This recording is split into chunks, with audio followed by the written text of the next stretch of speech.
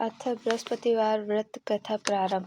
एक समय की बात है कि भारतवर्ष में एक राजा राज करता था। वह बड़ा ही प्रतापी और दानी था। वह प्रतिदिन मंदिर में दर्शन करने जाता और ब्राह्मणों और गुरुओं की सेवा किया करता था। उसके द्वार से कोई निराश होकर नहीं लौटता था तथा वह प्रत्येक गुरुवार को व्रत रखता एवं पूजन करता था। हर दिन गरीबों की सहायता करता था, परंतु ये सब बातें उनकी रानी को अच्छी नहीं लगती। वह न तो व्रत करती और न ही किसी को एक पैसा दान में देती थी तथा राजस को भी ऐसा करने को मना करती थी। एक समय की बात है जब राजा शिकार खेलने वन को गए और घर पर रानी और दासी थी। उस समय गुरु बृहस्पति एक साधु का रूप धारण करके राजा के दरवाजे पर भिक्षा मांगने आए। रानी से भिक्षा मांगी तो वह कहने लगी, हे साधु महाराज, मैं इस दान पुण्य से तंग आ गई हूँ। मेरे से घर का कार्य ही समाप्त नहीं होता। इस कार्य के लिए मेरे पति देव ही बहुत है। अब आप इस प्रकार की कृपा करें कि यह सब धन नष्ट हो जाए तथा मैं आराम से रह सकूं।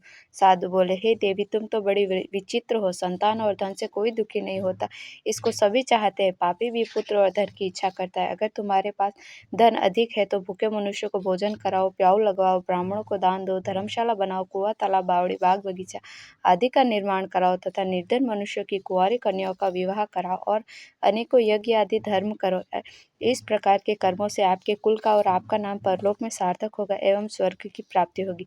परंतु वह रानी इन बातों से खुश न हुई। वह बोली, हे साधु महाराज, मुझे ऐसे धन की आवश्यकता नहीं जिसको और मनुष्य को दान दूं तथा जिसको रखने संभालने में मेरा सारा समय नष्ट हो जाए। साधु महाराज ने कहा, हे देवी, तुम्हारी ऐसी इच्छा है तो ऐसा ही होगा। मैं तुम्हें जैसा बताता हूँ तुम वैसा ही करना। बृहस्पतिवार के दिन घर को गोबर से लीपना, अपने केशों को धोना, केशों को धोते समय स्नान करना, राजा से कहना कि वह हजामत बनवाए, भोजन में मांस मदिरा खाना, कपड़ा धोबी के यहाँ धुलने को डालना। इस प्रकार 7 बृहस्पतिवार करने से तुम्हारा सब धन नष्ट हो जाएगा। यह कहकर वह साधु महाराज वहाँ से अंतर्ध्यान हो गए। रानी ने साधु के कहने अनुसार वैसा ही किया। 3 बृहस्पतिवार ही बीते थे कि उनकी समस्त धन संपत्ति नष्ट हो गई और भोजन के लिए दोनों समय परिवार तरसने लगा तथा सांसारिक भोगों से दुखी रहने लगे।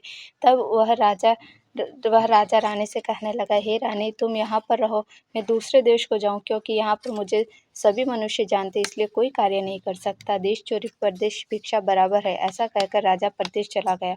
वह जंगल में जाता और लकड़ी काट कर लाता और शहर में बेचता। इस तरह जीवन व्यतीत करने लगा। इधर राजा के बिना रानी और दासी दुखी रहने लगी।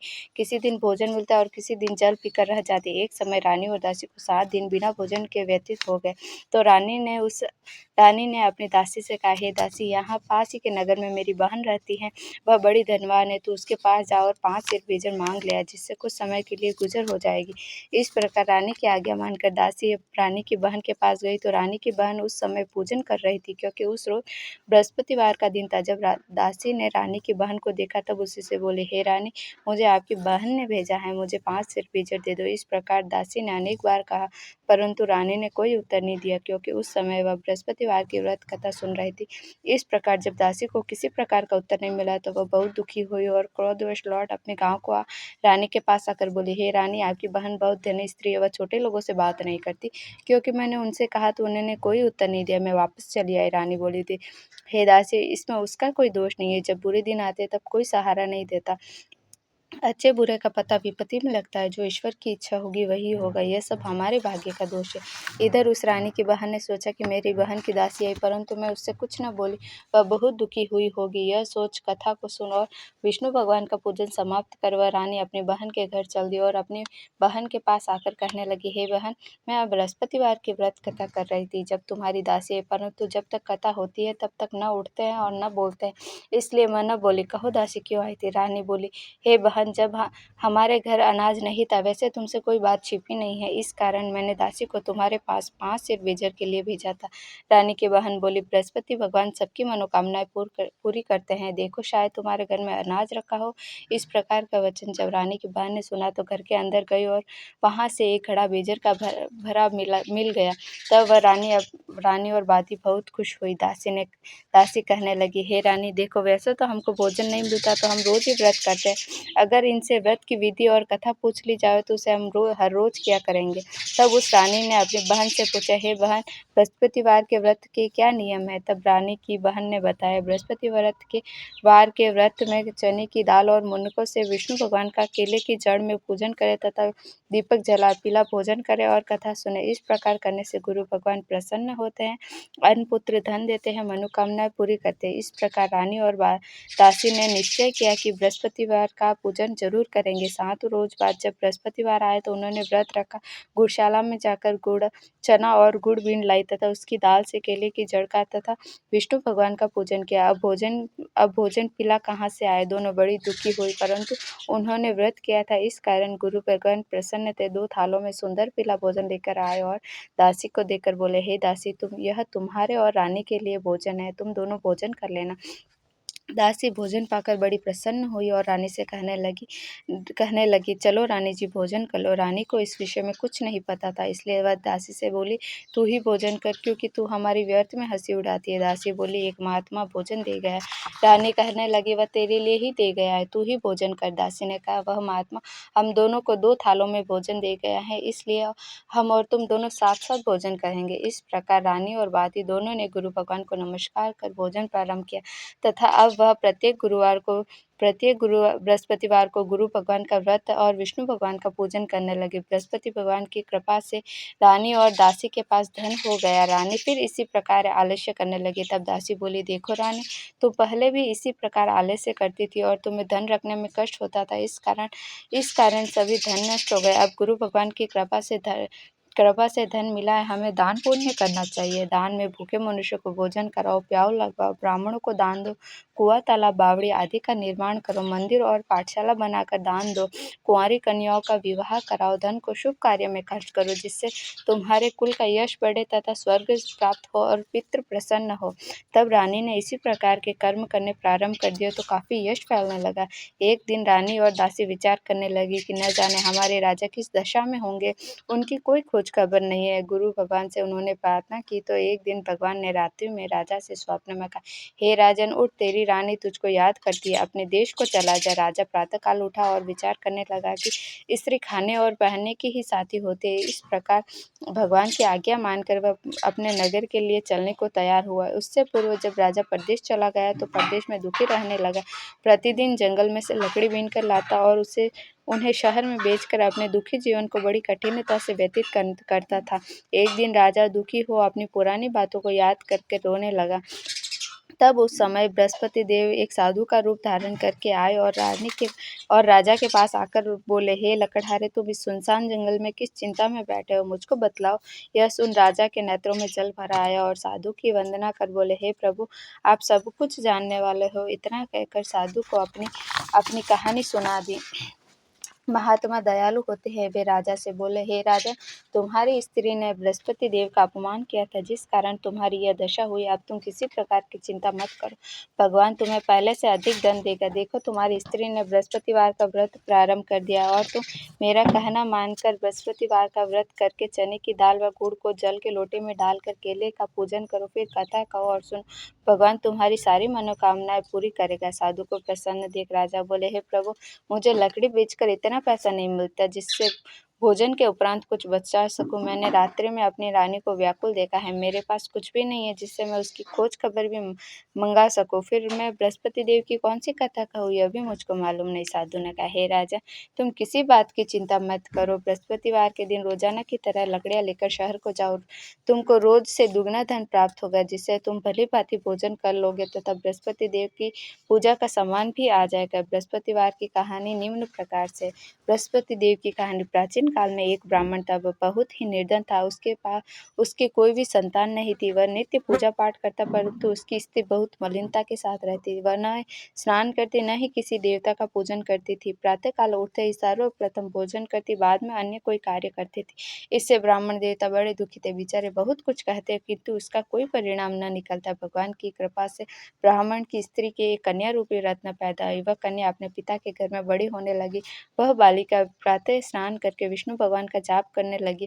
बृहस्पतिवार का व्रत करने लगी। अपने पूजा पाठ को समाप्त करके स्कूल जाती तो मुट्ठी में जौ भरकर ले जाती और उनको पाठशाला जाने के मार्ग में डालती जाती। वही जौ स्वर्ण के हो जाते तो लौटते समय उनको बीनकर घर ले आती थी। एक दिन वह बालिका सूप में सोने के जौ को फटक कर साफ कर रही थी तो उसकी माँ ने देख लिया और कहा, हे बेटी, सोने के जौ को फटकने के लिए सोने का सूप होना चाहिए। दूसरे दिन बृहस्पतिवार था।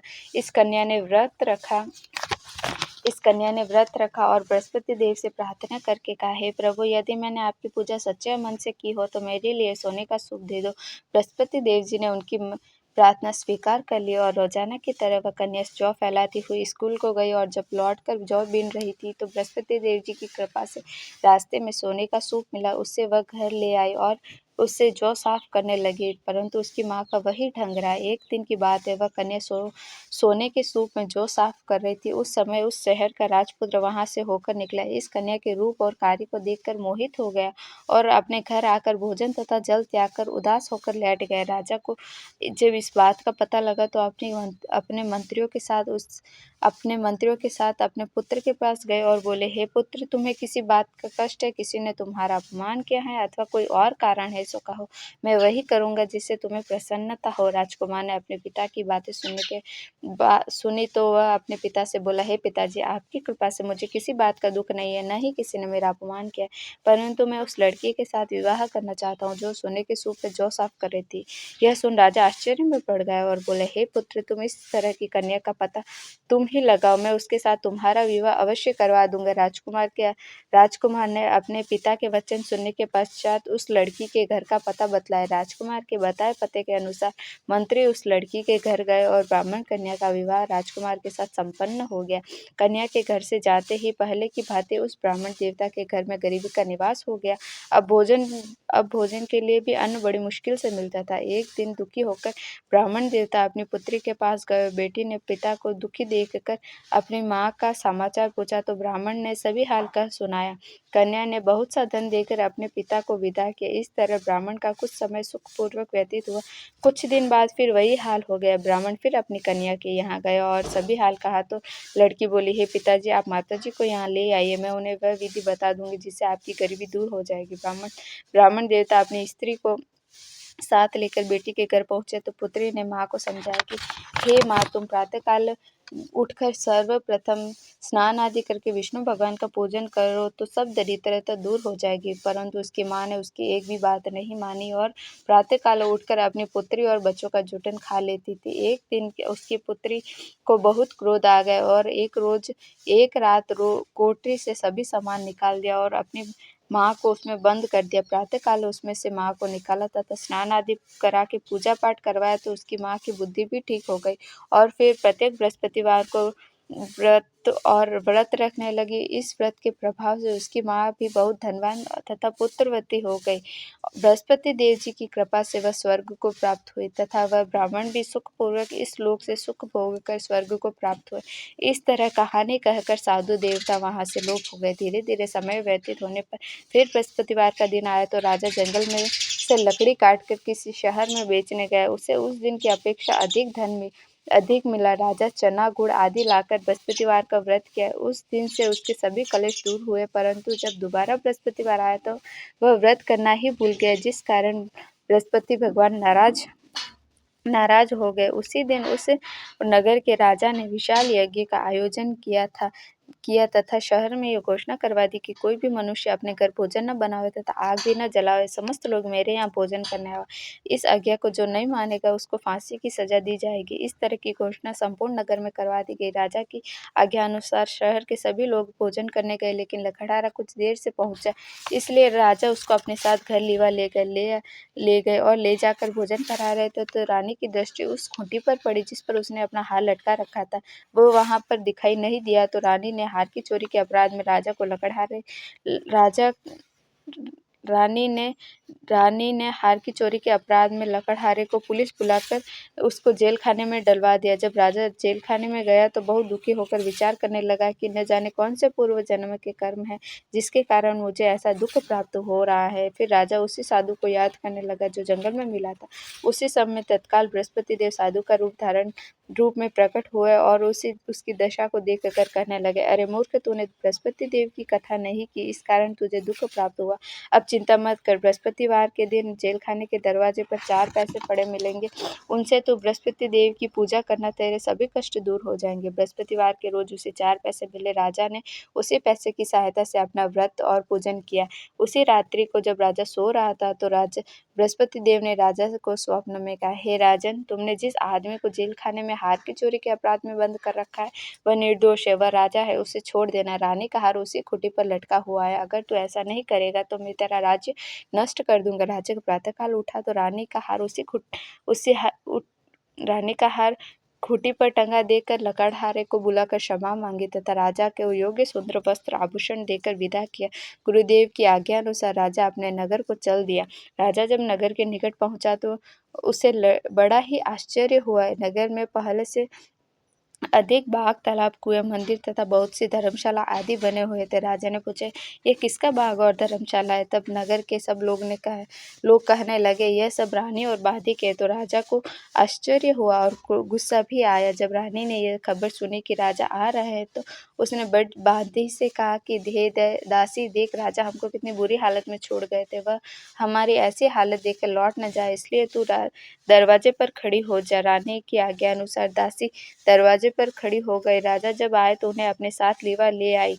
तब राजा ने क्रोध करके अपनी तलवार निकाली और पूछने लगा, यह बताओ, यह धन तुम्हें कैसे प्राप्त हुआ? तब रानी ने कहा कि यह सब धन बृहस्पतिवार के व्रत के प्रभाव से प्राप्त हुआ है। राजा ने निश्चय किया कि 7 रोज बाद सभी बृहस्पति देव का पूजन करते हैं, परंतु मैं रोजाना दिन में 3 बार कहानी कहा करूंगा और रोज व्रत किया करूंगा। अब हर समय राजा के दुपट्टे में चने की दाल बंधी रहती थी। एक दिन में 3 बार कहानी कहता।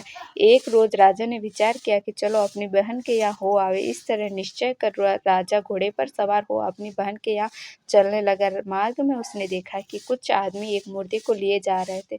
उन्हें रोककर राजा कहने लगा, अरे भैया, मेरी बृहस्पतिवार की कथा सुन लो। वे बोले, लो, हमारा तो आदमी मर गया और उसको अपनी कथा की पड़ी है। परंतु कुछ आदमी बोले, अच्छा कहो, हम तुम्हारी कथा भी सुनेंगे। राजा ने दाल निकाली और जब कथा आदि हुई तो मुर्दा हिलने लगा और जब कथा समाप्त हुई तो राम राम कहकर वह मनुष्य खड़ा हो गया। आगे मार्ग में उसे एक किसान खेत में हल चलाता हुआ मिला। राजा ने उसे देखा और उससे बोला, है अरे भैया, तुम मेरी बृहस्पतिवार की कथा सुन लो। किसान बोला, जब तक मैं तुम्हारी कथा सुनूंगा तब तक 4 हरैया जोत लूंगा, जा अपनी कथा किसी और को सुनाना। इस तरह राजा आगे चलने लगा। राजा के हटते ही बैल पछाड़ खाकर गिर गए और किसान के पेट में बहुत जोर से दर्द होने लगा। उस समय उसकी माँ रोटी लेकर आई। उसने जब यह देखा तो अपने पुत्र से सब हाल पूछा और बेटे ने सभी हाल कह दिया। तो बुढ़िया दौड़ी दौड़ी राजा के पास गई और उससे बोली, मैं तेरी कथा सुनूंगी, तू अपनी कथा मेरे खेत पर चलकर कहना। राजा ने बुढ़िया के खेत पर जाकर कथा कही, जिसको सुनते ही वह बैल खड़े हो गए तथा किसान के पेट का दर्द बंद हो गया। राजा अपनी बहन के घर पहुंच गए। बहन ने भाई की खूब मेहमानी की। दूसरे रोज प्रातःकाल राजा जगा तो वह देखने लगा कि सब लोग भोजन कर रहे हैं। राजा ने अपनी बहन से पूछा, ऐसा कोई मनुष्य नहीं है जिसने भोजन न किया हो और मेरी बृहस्पतिवार की कथा सुन ले? बहन बोली, अरे भैया, यह देश ऐसा ही है, यहाँ लोग पहले भोजन करते हैं, बाद में अन्य काम करते हैं। अगर कोई पड़ोस में हो तो देख आऊं। वह ऐसा कहकर देखने चली गई, परंतु उसे कोई भी ऐसा व्यक्ति नहीं मिला जिसने भोजन न किया हो। अतः वह एक कुम्हार के घर गई जिसका लड़का बीमार था। उससे मालूम हुआ कि उनके यहाँ 3 रोज से किसी ने भोजन नहीं किया है। रानी ने अपने भाई की कथा सुनने के लिए कुम्हार से कहा तो वह तैयार हो गया।